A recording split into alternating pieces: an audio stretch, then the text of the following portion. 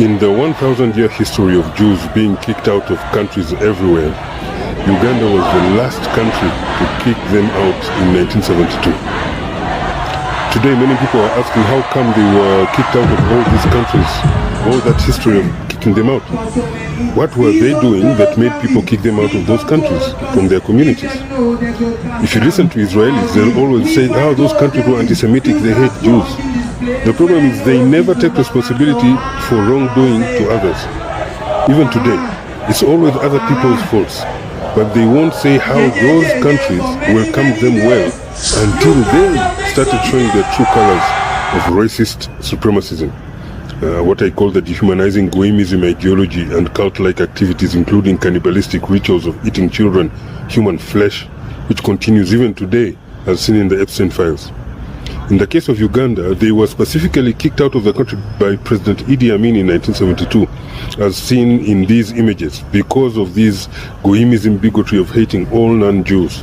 And they were found plotting to poison the River Nile from Uganda so as to exterminate people in Sudan and Egypt who use the same water downstream.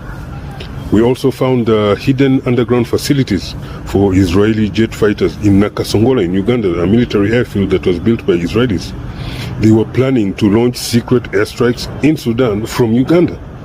So many people talk about the expulsion of Asians from Uganda in 1972. Few know that it was actually the expulsion of, first of all, the British. These Indians had British nationality and were servants of the British colonial economy, nothing Ugandan. But more urgently was the expulsion of Israelis at the same time because of their hate, bigotry, and their evil plot against other African countries using Uganda's upstream position on the River Nile and plotting airstrikes against Sudan from Uganda. Israelis have a disturbing cultural behavior that no normal human being can stomach, and it is all coming from the Jewish supremacist bigotry, which I call goyimmism, their dehumanization and hatred of all non-Jews. No matter how good and welcoming you are to them, their betrayal of your courtesies is always just a matter of time. Basically guaranteed. Thank you.